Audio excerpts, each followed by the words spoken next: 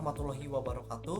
Halo, perkenalkan nama saya Ahmad Mujaki dengan nomor pokok mahasiswa 222170123. Di sini saya akan membuat PJBL untuk memenuhi tugas mata kuliah Geografi Regional Negara Maju. Di sini saya akan menjelaskan satu negara di bagian Eropa Timur, yaitu negara Moldova. Keadaan geografis negara Moldova.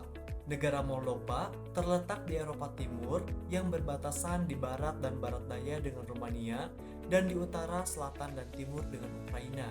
Sebagian besar wilayahnya terletak di wilayah Bessarabia di antara dua sungai utama di wilayah tersebut, Dnistru dan Prut. Dnistru merupakan bagian kecil dari perbatasan Moldova dengan Ukraina di timur laut dan tenggara. Namun, sebagian besar mengalir melalui bagian timur negara itu, memisahkan Bessarabia dan Transnistria. Sungai Prut membentuk seluruh perbatasan barat Moldova dengan Rumania. Sungai Danube menyentuh perbatasan Moldova di ujung paling selatannya dan membentuk perbatasan sepanjang 200 meter atau 656 kaki. Dari aspek sumber daya alam, Moldova tergolong negara dengan sumber daya alam yang sangat kecil. Tidak ada sumber daya alam khusus yang menjadi kekayaan sumber daya alam dari negara ini. Umumnya, kekayaan alam Moldova adalah berupa produk-produk pertanian, seperti gandum, sayuran, maupun buah-buahan. Selain buah-buahan, Moldova juga merupakan negara penghasil material bangunan seperti bahan mentah pembuat semen, besi, maupun kaca. Hasil alam inilah juga menjadi salah satu sumber ekonomi bagi masyarakat Moldova. Indikator kuantitatif negara Moldova. Yang pertama, jumlah penduduk negara Moldova. Pada tahun 2018 ada di angka 3.545.900 jiwa, sedangkan pada tahun 2023 ada di angka 3.250.530 jiwa. Angka ini sesuai dengan data pertumbuhan penduduk Moldova yang semakin menurun. Yang kedua, tingkat pertumbuhan penduduk negara Moldova. Pada tahun 2018 adalah min 0,09%, sedangkan tingkat pertumbuhan penduduk Moldova pada tahun 2023 adalah min 0,58%. Moldova memenuhi indikator negara maju dalam tingkat pertumbuhan penduduk karena rata-rata pertumbuhan penduduk negara maju ada di angka 0,1%. Yang ketiga, angka kelahiran di Moldova. Pada tahun 2017 ada di angka 10,27 per 1000 penduduk, namun pada tahun 2023 ada di angka 8,6 per 1000 penduduk. Moldova memenuhi indikator negara maju dari angka kelahiran karena rata-rata angka kelahiran negara maju ada di angka kurang dari 11 kelahiran per 1000 penduduk. Yang keempat, usia harapan hidup. Pada tahun 2017, Moldova memiliki usia harapan hidup di angka 71,72 tahun, sedangkan pada tahun 2023 menjadi 69,7 tahun.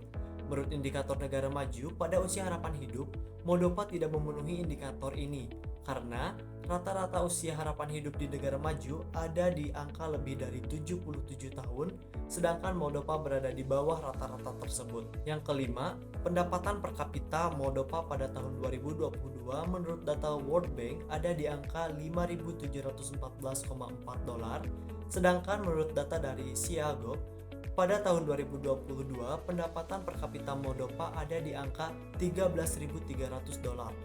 Apabila dilihat dari data ini, Moldova tidak memenuhi indikator negara maju dalam pendapatan per kapita karena rata-rata pendapatan per kapita negara maju ada di angka 27.790 dolar dan Moldova ada di bawahnya. Indikator kualitatif negara Moldova. Yang pertama, nilai indeks pembangunan manusia atau HDI. Negara Moldova pada tahun 2021 adalah 0,767, membuat Moldova masuk dalam kategori pembangunan manusia yang tinggi. Peringkat HDI Moldova berada di posisi 80 dari 191 negara dan wilayah yang diukurnya. Antara tahun 1990 hingga tahun 2021 terjadi peningkatan yang signifikan dalam nilai HDI Moldova, naik dari 0,653 menjadi 0,767. Yang kedua, etos kerja. Etos kerja di negara Moldova tercermin dalam keseimbangan antara tradisi budaya, kondisi ekonomi, dan nilai-nilai sosial. Negara ini memiliki warisan budaya yang kaya, mencakup nilai-nilai seperti kesetiaan, tanggung jawab, dan kerja keras yang tercermin dalam dedikasi tinggi terhadap pekerjaan.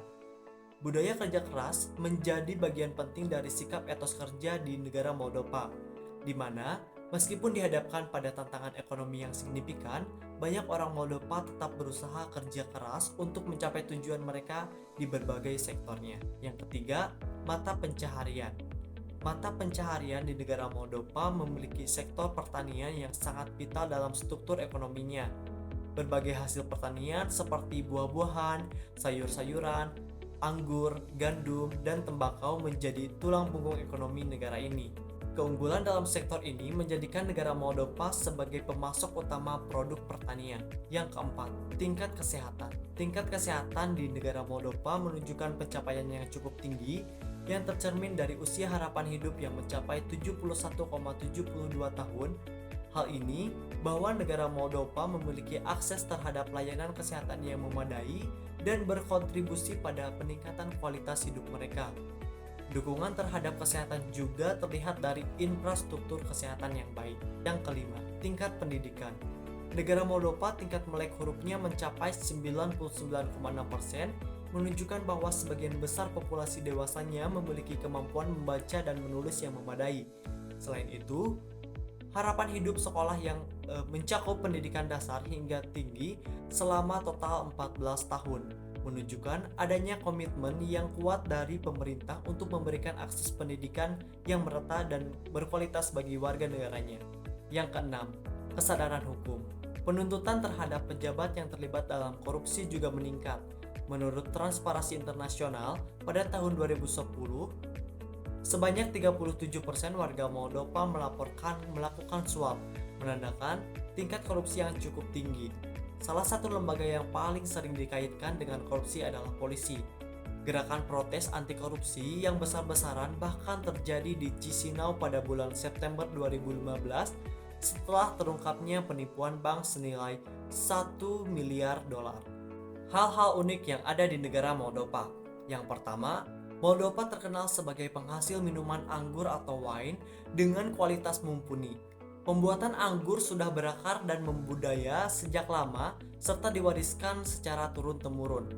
Ada dua produsen besar wine di Moldova, yaitu Milesti Mici dan Sri Sopa. Milesti Mici bahkan masuk Guinness Book of Record karena memiliki tempat penyimpanan wine terpanjang di dunia, yaitu 200 km. Sementara Sri Sopa memiliki kota bawah tanah dengan kedalaman 100 meter untuk menyimpan wine. Di dalam kota ini terdapat labirin yang panjangnya lebih kurang dari 120 km. Pemerintah Moldova sering menjamu tamu-tamu penting seperti presiden atau kepala negara di tempat ini.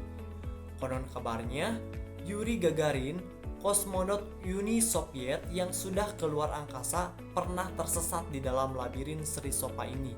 Yang kedua, bangunan berbentuk botol terbesar di dunia terletak di Moldova. Arsitektur yang menarik, Moldova memiliki bangunan berbentuk botol yang akan menarik perhatian para pengunjung.